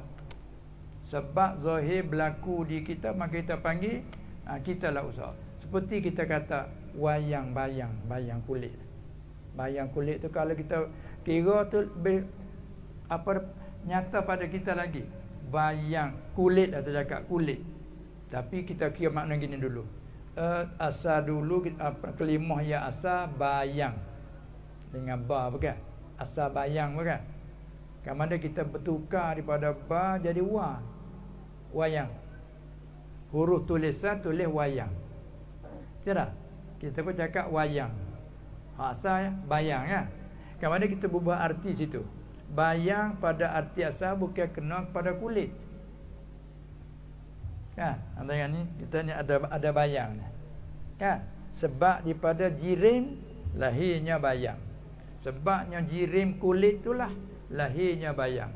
Bila dipasang lapu pelita, maka lahirnya bayang. Arti kalau bayang murak dengan yang gelap daripada jirim, itu apa kata hasil daripada jirim.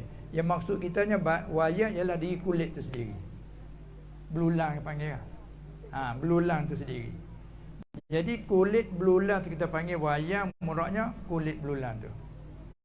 Adakah pada wayang itu tu ikhtiar dan usaha? Ada tak? Tak ada. Sebab dia tidak ada roh. Ma laisa fihi hayawan, panggil jamad. Manusia, jin dan malaikat, binatang, dia tidak punya akal. Empat itu dipanggil hayawan. Ma fihi ruhun. Hayawan dengan mana? Barang yang ada padanya roh, barang yang ada padanya nyawa. Sini kata dah. Kata nyawa. Barang yang ada padanya nyawa, maka empat jenis, malaikat, jin, manusia kita ini dan binatang. Barang selain pada itu, barang yang tidak ada padanya roh, panggil jamad. Maka kulit belulang tadi maksudnya jamad. Ini gelas, ini jamad, apa semua ni kayu, jamad. Jamad panggil kan. Kemudian bila dimenggerakkan oleh dalam, maka zuhirlah gerak itu di wayang. Maka kita sana gerak wayang, boleh tak? Sah tak? Dan apabila dalam pula menzahirkan perkataan di sisi wayang tu, boleh tak kita kata yang tu bercakap? Dari segi sana sabar. Kalau nak misal wayang pos ini. Wayang tu dia ada satu nama wayang tu, apa dia? Semar. Kan wayang Jawa. Semar. Semar. Tu dia tahu macam tu. Semar, turah. Semar turah. Radinina. Radin Galuh. Kan? Semar. Jadi wayang kulit tu yang bernama Semar. Semar. Kemudian kan mulut dia boleh bergerak ini ya. Kan? Semua tu dia boleh bergerak tidak sendiri. Jawabnya tak boleh kan? Dengan sendiri tak bisa. Tapi dengan dia menggerak ke oleh dalang, bila dia pegang tali bergerak. Maka bila bergerak ini, lurah kita panggil apa? Bertutur ataupun bercakap, berbicara. Sini panggil kan? Maka boleh kita kata bila ketika zahirnya suara dalam di sisi Semar tadi, wayang nama Semar tadi melahirkan suara sesuai dengannya, lalu kita orang yang melihat wayang, kita sah kata ini Semar berbicara. Itu tak? Kita pun sandarlah kata ini Semar yang berbicara. Yang berbicara, yang bertutur, yang berkata. Semar yang berkata. Dari segi zahir, ya. Tapi hakikat siapa yang berkata? Hakikat bukan Semar tu, dalang. Tapi kita orang yang melihat, kerana kita tak nampak dalang, kan? Kita sebelah sini, dalang sebelah sana, di apa dia ni? Kain tu. Panggil apa sini? Panggil kain tirai. Kain tirai. Kalau orang petani panggil keli. Ini macam gini, tirai. Tirai. Tapi kita sana pun kalau macam gini, tirai juga. Tapi kalau tirai kau dia main wayang, halih panggilan keli. Keli-keli daripada kelih. Kelih-kelih tambah lagi kelihatan. Mana tempat kelihatan. Potong-potong tinggal kelih. Tu dia. Macam begini, tirai juga kita sana panggil tirai juga. Tabir pun panggil, tirai pun panggil. Tapi kalau tirai tempat main wayang, halih panggil kelih. Baik. Kerana dalam sebelah sana tirai, kita orang yang melihat, sebelah sini kita tak nampaklah dalang. Yang nampak di sisi kita hanya bayang. Tu bayang situ, muraknya bayang tu. Kulit sendiri pun kita tak nampak juga, yang nampak bayang. Sebab di suluh oleh pelita nampak bayang. Maka bila bayang tu bergerak, mulutnya bergerak. Bukan sendirinya ia bergerak. Dengan dia menggerak oleh dalang. Juga dalam gunakan bahasa. Kita dengar suara dalam hakikat, tapi kita ni sebab ni Semar yang betul-betul. Kan? Demikianlah zahir di kita macam ini. Ni siapa yang duk dia duk menyatakan ni? Dia kata saya. Yang bertanya awak. Sebab zahirnya di kita. Tapi hakikat yang menzahirkan tuturan dan suara itu siapa? Allah. Sebab tu bila orang pandang hakikat, dia lenyapkan, yakni lenyap pada pandangan, tak iktibar. Lalu tu pakai sana kepada hakikat Allah. Bukan aku yang bertutur, Allah yang bertutur. Itu bukan hakikat. Bukan wayang tu yang bertutur, dalang yang bertutur. Tapi bagi kita yang melihat, kita sana ini wayang yang bertutur. Maka tak ada salah di segi sana kepada majaz. Dia panggil isnad majaz. Sandaran secara majaz. Sana kepada wayang tu yang bertutur. Wayang ini yang nama itu bertutur. Tak ada salah, majaz. Begitulah aku yang buat, aku yang beramal, aku yang sembahyang, aku yang puasa. Maka tak ada salah. Sebab Allah sendiri pun sandar. Aqimus solah. Dengan Allah perintah, mendiri kamu akan solat. Wa atuz zakat, beri kamu akan zakat. Lalu kita pun amal dengan beri zakat, kita pun amal dengan solat. Maka sah dikata saya solat, kamu solat. Kamu solat kau belum? Boleh tanya begitu kan? Dah? Jawab. Kata belum. Kamu solat dah? Belum. Dah solat? Itu. Sebab itu panggil isnad majaz. Maka isnad majaz tu boleh sandar kepada apa saja. Ubat ini dapat menghilangkan penyakit itu dan ini, dapat menyembuhkan. Makanan ini dapat mengenyangkan nombor 1 dalam mengenyang, kata gila. Itu semua panggil isnad majaz, isnad majaz. Sebab tu kalau kita berasa kata hakikat situ, salah dah. Cuba tanya wayang tadi, wayang semua ke boleh betul-betul? Tentu sekali orang jawab. Tapi kalau orang yang tak sampai ke situ, dia kata ya. Sebab dia nampak wayang dia bergerak tu. Dalam tak nampak. Demikianlah kita lenyap pada pandangan mata zahir Allah, kita tak dapat kan. Tak dapat lihat dengan mata kepala. Walaupun harus setiap maujud sah dilihat. Kullu maujudin yasihu ayyura wa yusma'a. Setiap yang ada sah dilihat. Iza uzila annal hijab, apabila Allah menghilangkan dari kita dinding maknawi, maka kita dapat lihat. Zat Allah dapat kita lihat sekira Allah tak memelihat kepada kita. Begitu juga apa dia, segala sifat ma'ani Allah, kalau ia diberi lihat, nanti kita dapat lihat. Tetapi tidak berlaku di dunia ini. Dia pengen kata tak berlaku, tapi perkaranya mungkin dilihat. Kemudian ia janji akan dilihat di akhirat. Wajib tilik pada janji orang mukmin akan melihat zatnya. Ahli sunnah. Tilik pada janji. Kalau tak tilik pada janji, mungkin sama ada di dunia ini juga di akhirat kelak. Mungkin dilihat. Kerana setiap yang ada sah dilihat. Katakanlah, inna Allah, angin di atas dunia ni ada ke tak ada angin? Angin panggil angin tak? Angin udara, angin. Kalau disoal, ada ke tak ada angin? Ada. Adakah kita pernah lihat? Ni tak mesti kata ada tu dilihat. Tapi maksudnya tak ada kata kullu mawjudin yasihu ayyura. Ma yasihu ayyura bil hawasi, ini bi ihdal hawasil khamsah. Maka panggil segala yang ada. Begitulah, oleh kerana pada pandangan mata kepala kita tu tak dapat.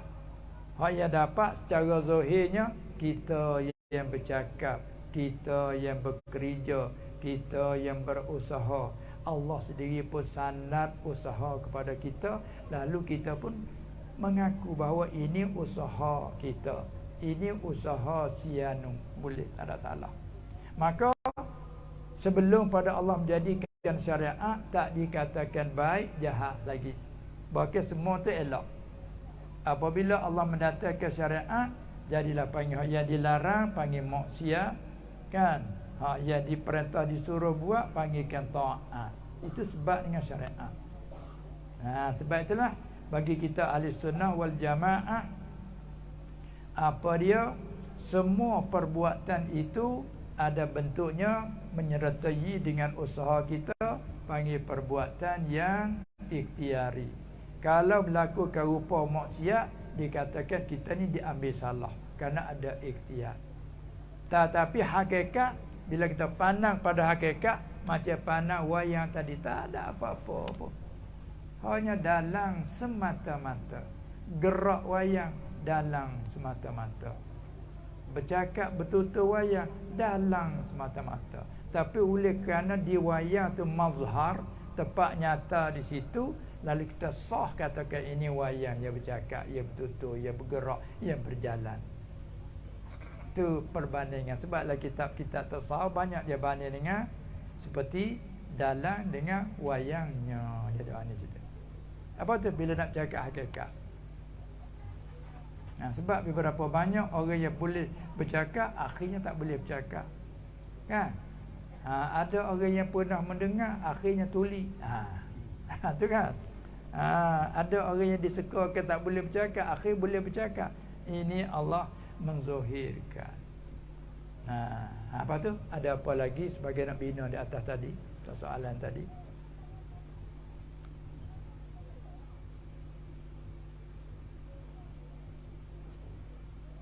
Jadi apabila kita pergi kepada pandangan hakikat, tak ada apa-apa lah kita. Akidah kita pegangnya ialah semua qada dan qadar. Dengan makna segala perkara tak akan berlaku kalau Allah tidak melakukan. Pegangan kita gitu tak? Ya. Itu betul dah tu. Pegangan kita tu. Ini maqam ihsan. Hak maqam ihsan ni supaya apa ni? Hati dia tu Allah Ta'ala mengangkatkan dia tu sampai kepada lenyap dalam apa dia? Dalam af'al Allah. Dia panggil tauhid af'al. Kita yang buat, tapi apabila tak iktibar, macam kan tak ada. Ada macam tak ada. Ada juga contoh begini. Seperti kita mengaji. Bila kita mengaji itu sedikit, ataupun masanya hanya sebentar. Kadang-kadang kita kata, aku tak mengaji. Ada tak cakap kita? Aku tanya, kamu mengaji di mana? Belajar di mana? Saya tak mengaji. Kalau diam dekat tu kat mana tak mengaji langsung. Tapi kalau tanya lagi, tak mengaji langsung. Mengaji juga setahun, 2 tahun. Dan ni yang kamu kata tak mengaji? Adakah dusta? Bila tanya awal tadi kata tak mengaji. Tapi bila tanya lagi tak mengaji langsung, mengaji juga setahun, 2 tahun. Tadi kamu kata tak mengaji, mana 2 tahun mengaji tak iktibar, macam tak mengajilah. Pakai hakikat tak mengaji. Faham tak? Tu begitu ibarat tak nak berlawan apa kalau pandai-pandai dah contoh. Kan? Kadang-kadang kita ada mata wang tapi sedikit. Wang ada? Tak ada. Kita orang tak ada, kita orang susah, kita orang miskin. Walau miskin ada mobil. Jadi mana tak diiktibar nasabah dengan orang punya hartawan tu, kita ada pun macam tak ada lah. Lalu kata tak ada, miskin. Maka tak ada jadi dusta bercakap lagu tu. Ini pun demikianlah. Amal pada zuhir kita yang amal kerana zuhir di kita. Tapi bila kita pandang hakikat, bukan kita yang beramal, Allah. Tu bila pandang kita. Sebab nak bergerak kita dengan Allah menggerakkan. Nak boleh bercakap kita dengan Allah bercakapkan. Kita nak amal, nak taat, Allah mentaufikkan. Gak mana pada hakikat kita? Tak adalah pada pandangan musyahadah. Lalu tu nafikan. Itu saja. Tak ada jadi berlawan nak apa-apa. Mana tengok segini panggil ni, bila tengok kat ni panggil lah ini macam kulit kita. Ni satu kulit ni, kalau tengok pihak ni, apa kata warna ni? Warna apa ni? Hijau. Ni warna ni. Tapi kalau tengok pihak ni, kulit yang sama kan? Kalau tanya bagaimana kulit kita ni putih dan hijau? Putih pihak ini. Mana tengok pihak ni hijau. Panggil iktibar lain-lain. Iktibar ikhtiar usaha kita, boleh kita mengaku kita yang beramal, kita yang taat. Tapi iktibarnya semua tu tak boleh nak amal kalau tak takdir dari Allah. Tilik situ tak ada lah kita. Semua tu Allah. Itu saja. Min haitsu. Tu dia. Min haitsiyah. Daripada tilik keadaan sekira-kira pihak ini panggil. Tilik ini itu panggil. Macam kita, diri kita. Bila kita punya anak, kita ni lahir satu sifat apa panggil? Bapa, ayah. Tapi kita juga ada punya bapa. Kita panggil apa? Anak. Berlawan tak? Kamu anak ke bapa? Saya anak lagi bapa. Macam mana? Anak lagi bapa macam mana? Iktibar kita dengan bapa kita, kita anak. Iktibar kita dengan anak kita, kita bapa. Arti atas seorang bapa lagi anak. Tak ada masalah kan? Lain iktibar. Itu saja duk cakap madam maka ihsan tu dia tak iktibar. Hanya dia ada pandang ke Allah semata-mata. Sebab tu bersih amalan dia. Tak ada terjauh dia daripada ujub, daripada riya, daripada takabur, tak ada dia. Sebab dia bersih dah. Ada pun kita ni berasa kita ni ada kebimbangan lah. Dan banyak macam mana bagi perasaan. Rasa gembira. Kita harta banyak, berasa gembira, berasa senang, berasa terjamin dalam hidup kita. Karena kita ada banyak harta, berasa terjamin hidup. Tapi kita dalam susah, tak rasa gitu. Tiap hari kata bila kita rasa kata kita tu amal, kebimbangan wujud tu mari. Apabila orang yang bersih macam tadi, dia tak ada lah. Ikut dia buat apa saja pun, orang puji pun sama, orang mengkeji kat dia pun sama je. Kita ni perasaan beda kan. Kalau orang puji kita rasa nak suka gembira hati. Tapi kalau orang mengkeji mencela, kita rasa nak masa nak kecewa. Tanya panggil kecil hati. Ada pula panggil sedih. Mai pula satu lagi nak marah bila orang mencela dan keji. Itu alamat dan tanda kata kita belum sampai kepada maqam tu. Maka makrifat khassah tu tepat dalil pada nyata. Kalau orang puji kita bahasa macam mana, bahasa suka hati seronok. Sebab itulah dalam Islam tu kadang-kadang kalau kita puji orang yang hati tak bersih, haram kita puji. Sebab bila kita puji, pujian sampai kepada yang dipuji, nanti dia jadi takabur, ujub. Haram kita puji kerana kita buat sebab bila dia jatuh dalam ujub. Tapi kalau orang yang suci bersih, sunat kita puji. Kerana bagi mereka itu, orang puji dia kau pertama syukur. Bila orang keji, dia kau pertama redha. Kerana semua dari Allah. Bukan dia yang puji aku, Allah. Bila orang keji, bukan dia yang mengkejikan aku, Allah yang keji. Sampai itu memang sama lah. Di mana kata bila orang sampai pada maqam makrifat khassah, jadilah bersamaan di sisinya oleh celaan orang yang mencela dan pujian orang yang memuji. Tu bedanya situ lah. Sebab kita nak buat tak boleh tu. Allah Ta'ala mengangkatkan. Darajat kelas itu tu Allah yang mengangkat. Di sini kita kembali tu ada sedikit di awal muka surat, muka kitab ni. Hak naskah lama tu betul, ada naskah baru ni ada salah sikit baris. Tu syair yang kita mari dua baris. Ma qad qudi ya nafsu fastabiri lahu walakil amanu minallazi lam yuqdari. Bagi silap jadi lam yuqdiri tu. Ada pohon naskah dulu ni betul ni. Walakil amanu minallazi lam yuqdari. Ya, bina majhul. Arti dia ni kembali pada sini ni. Syair ni ma qad qudi. Apa-apa barang yang telah diqadakan. Ditamil dari campur Arab, diqadai. Artinya apa-apa barang yang telah ditentukan oleh Allah, yang telah diselesaikan oleh Allah. Ya nafsu, hai diri, hai diriku. Fastabiri lahu, maka sabar olehmu baginya, bagi maqad qudi. Walakil amanu, dan bagi engkau itu aman sentosa. Panggil sentosa tak? Aman.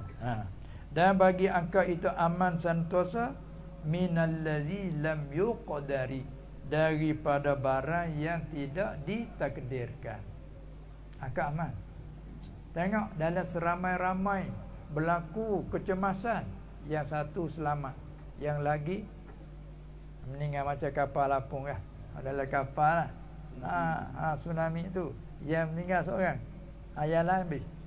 Ini mana kata walakil aman minallazi lam yuqdari, Allah tidak takdirkan dia tu sampai ajar. Mana yang ni ajarnya masih ada. Ada apa yang nu ajar sudah dia cukup dengan sebab daripada tsunami. Maka bukan main beratus-ratus ribu kan. Yang selamat sedekat dalam air juga. Ini mana? Walakil amanu minal ladzi lam yuqdari. Bagi engkau aman sentosa daripada barang yang tidak ditakdirkan, tidak ditentukan. Oleh itu, apa yang berlaku atas diri engkau hai nafsu fastabiri lahu. Wa tahaqqaqi, dan yakinlah, tahaqquklah. Annal muqaddara kainun, bahawa perkara sudah ditakdirkan itu mesti berlaku ia. Kainun, tak dapat tidak. Hatman alaiki, mesti berlaku atas engkau. Sabarti am lam tasbiri, sama ada engkau sabar, engkau tak sabar pun berlaku semata. Engkau mau tak mau berlaku semata. Tak ada lagi kan. Tu akidah kita begitu. Makam Islam pun di situ.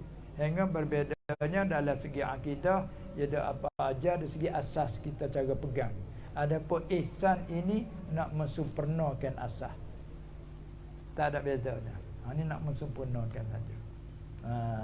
Baik. Lepas tu dia nak jaga sobek sikit. Lepas tu ada apa lagi?